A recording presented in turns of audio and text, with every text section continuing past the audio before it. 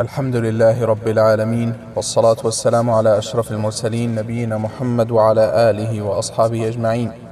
أما بعد, we'll continue our class with our noble sisters, where we are going through the book الأجوبة الوادعية على الأسئلة النسائية, the answers of Sheikh Muqbil bin Hadi al-Wadi'i rahimahullah on questions from the sisters, from the women. And as we mentioned before, inshallah, we are trying in this class to answer some questions from our noble sisters. So if you have any questions, head on over to the channel, YouTube channel of Sunnah Scene, where they have arranged and they've set up in the Sunnah Scene, on the Sunnah Scene YouTube channel. Inshallah, you can find a link to their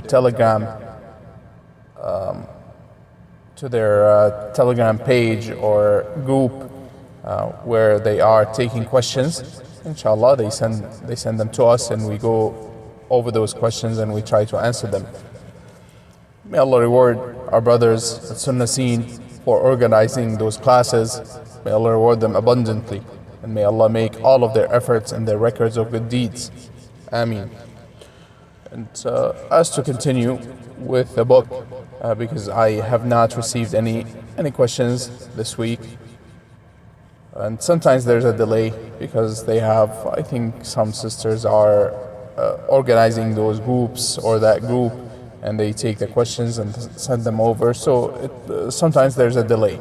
So if you don't get an answer for your question, just listen, and inshallah the following week we might be able to, we might answer it bi'idhnillahi ta'ala. Naam. So may Allah reward all the sisters who are listening in and who are sending their questions, and those who are organizing as well and taking those questions and putting them together, as well as may Allah reward our brothers at Sunnah Scene for organizing those classes.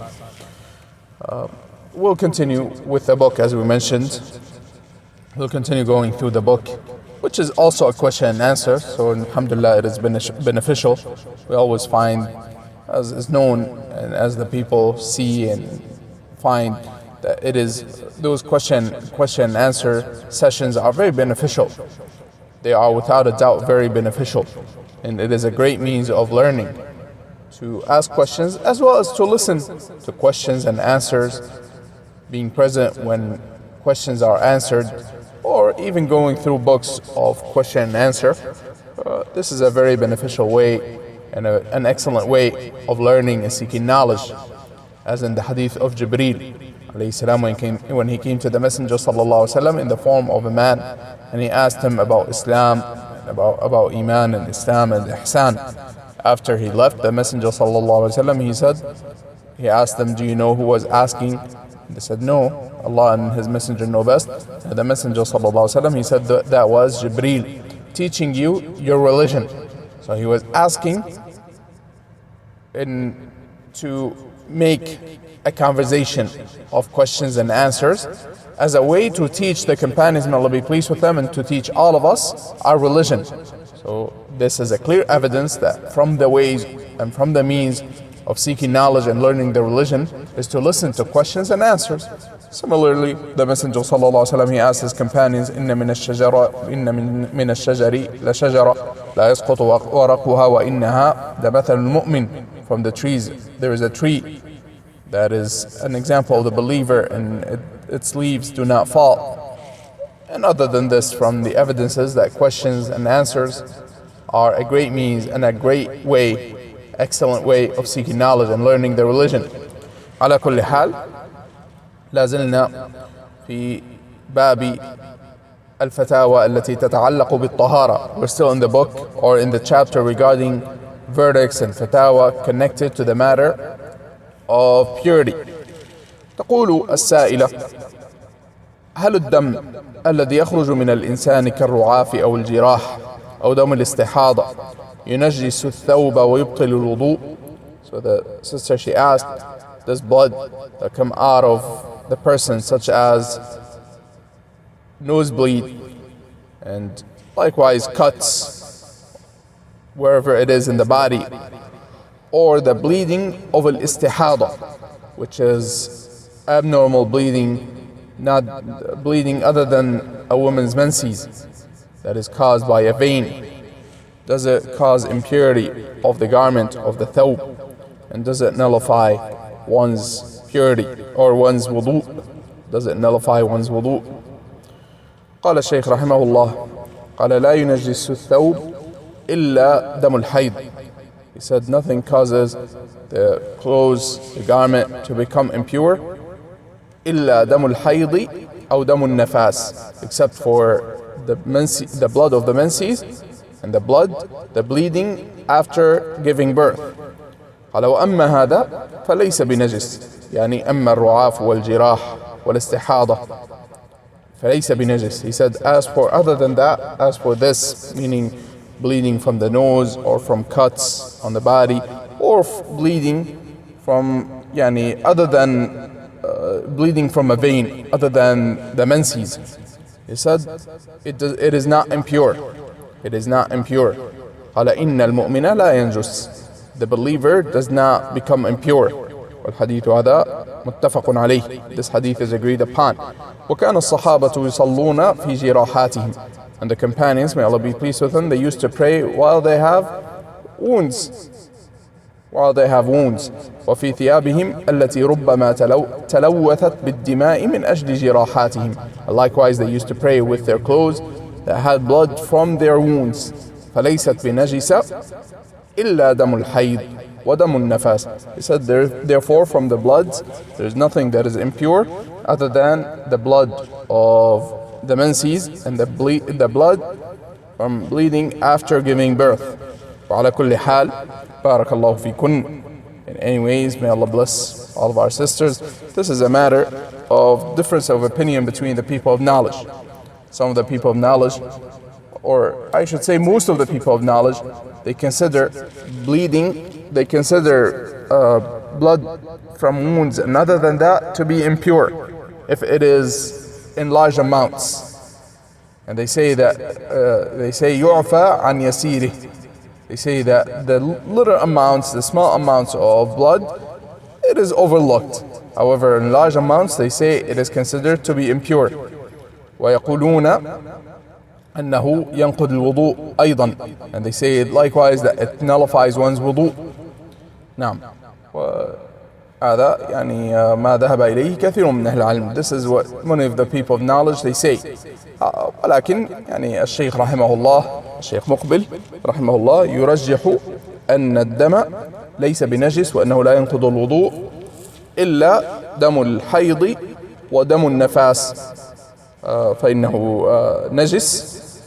يعني لا شك أنه أصلا أن الحائض والنفساء لا تكون متوضئة أصلا ولا تعمل ولا يجوز لها أن تفعل شيئا مما يشترط له الوضوء.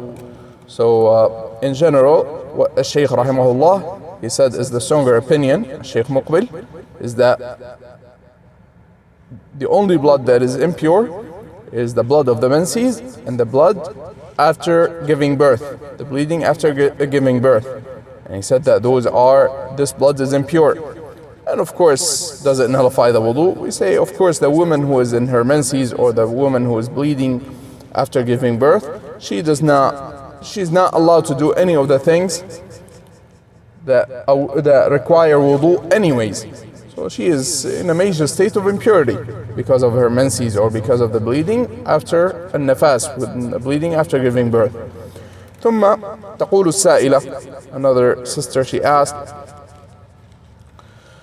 هل الغسل يوم الجمعة بالنسبة للمرأة واجب سواء صلت في المسجد أو في البيت?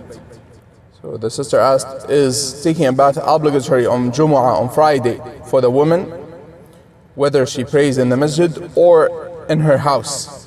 قال رحمه الله الذي يظهر أنه واجب. He said, what I find to be correct is that it is obligatory. لأنه جاء في الصحيح, because it came in the authentic hadith, غسل الجمعة واجب على كل محتلم.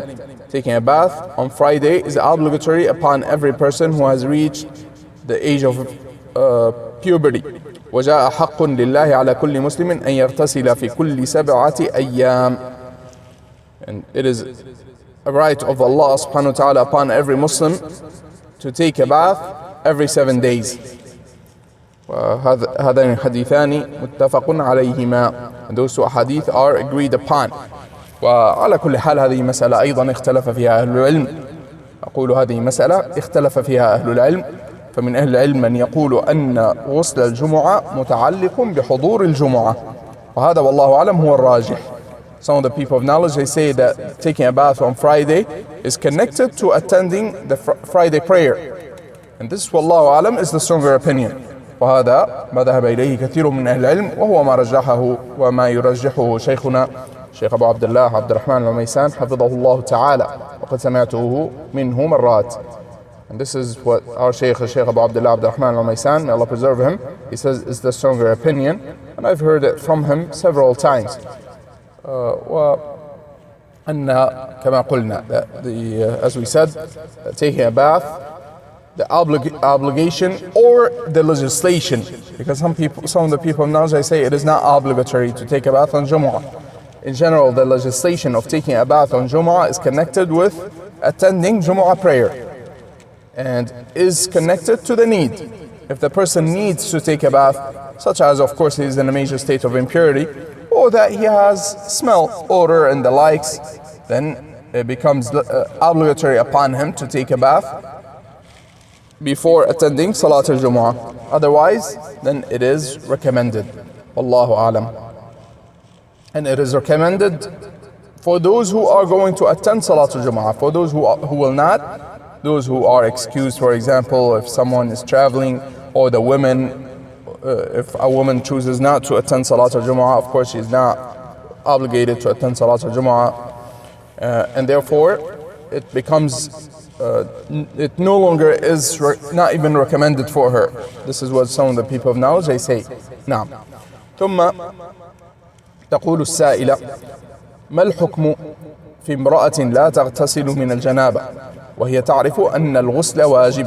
So what is the ruling regarding a woman who does not take a bath from the major state of impurity, from having a relationship with her husband or the likes, and she knows that it is obligatory to take a bath? قال الشيخ رحمه الله, the Shaykh رحمه الله, may Allah have mercy on him, said: تعتبر آثمة وارتكبت محرما. She's considered to be a sinner, and she has done something that is impermissible. فإن الله عز وجل يقول: وإن كنتم جنبا فاطهروا. Allah subhanahu wa ta'ala says in the meaning of the ayah, and if you are in a major state of impurity, then purify yourselves by taking a bath. فالواجب على كل مسلم أن يبادر بالطهارة. What is obligatory upon every Muslim is to rush into purifying themselves. إذا جاء وقت الصلاة, when the time for the prayer comes. أما إذا كان الجماع في أول الليل, if she had a relationship with her husband in the beginning of the night, فيجوز أن تذهب ويذهب زوجها ويغتسلان أو يغتسل كل واحد منهما وحده. Then it is permissible for her or her husband to take a bath either together or each one by himself in the beginning of the night. ويجوز أن يؤخرا إلى قبل الفجر فلا بأس. And it is also permissible for them to delay it until before Fajr. There is no harm. أو يتوضأان وضوء الصلاة ثم ينامان, or that they can perform wudu and then they can sleep. فهذا لا بأس به, فلا بأس بهذا. There is no harm in that. أما إذا جاء وقت الصلاة ولم تغتسل ولم تصلي فهي تعتبر كافرة. والله المستعان. If the time for the prayer comes, she does not take a bath and she does not pray, then she is considered a disbeliever. And we seek the help and the aid of Allah subhanahu wa ta'ala. طبعا هذا على قول من قال أن ترك الصلاة عامدا أو متكاسلا أنه يخرج الإنسان من الدين, وأنه كفر أكبر مخرج من الملة. This is of course based upon the opinion that if one leaves the prayer intentionally out of laziness or the likes, then he is considered a disbeliever and that he leaves the fold of Islam. نعم.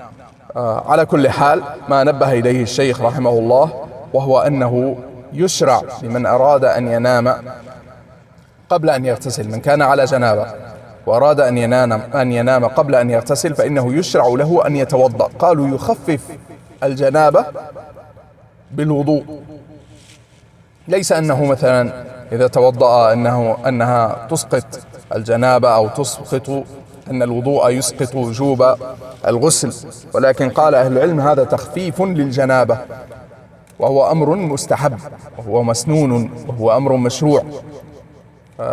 يستحب لمن أراد أن ينام وأن يؤخر الغسل إلى آخر الليل مثلا إلى قبل الفجر أن يتوضأ وضوء الصلاة. It is what the Shaykh rahimahullah pointed out is something that is recommended, it's something that is from the Sunnah, and it is something that is from the Sunnah, and that if one was in the major state of impurity, man or woman, from having a relationship with their spouse, and the person wanted to sleep and wanted to delay taking a bath until before Fajr or until before the next prayer, and that is permissible. However, what is legislated and what is recommended and what is the Sunnah is to perform wudu. To perform wudu. The people of knowledge, of course, wudu does not replace taking a bath. It does not suffice for the acts of worship, but what it allows the people of knowledge, they say it reduces, and there's an evidence that this is what is recommended to perform wudu in this case. And the people of knowledge, they commented on this hadith that it reduces the level of impurity to the point that it is recommended to do so. It is recommended to perform wudu before sleeping if one wanted to delay performing a bath from the major state of impurity. والله أعلم. ولكن طبعا إذا جاء وقت الصلاة فلا بد أن يغتسل الإنسان رجل كان أو امرأة. However, when the time for the next prayer comes, then the person must take a bath, whether man or woman. One must take a bath to remove that major state of impurity. ونكتفي بهذا المقدار. وصلى الله وسلم وبارك على نبينا محمد وعلى آله وأصحابه أجمعين. سبحانك اللهم وبحمدك أشهد أن لا إله إلا أنت أستغفرك وأتوب إليك.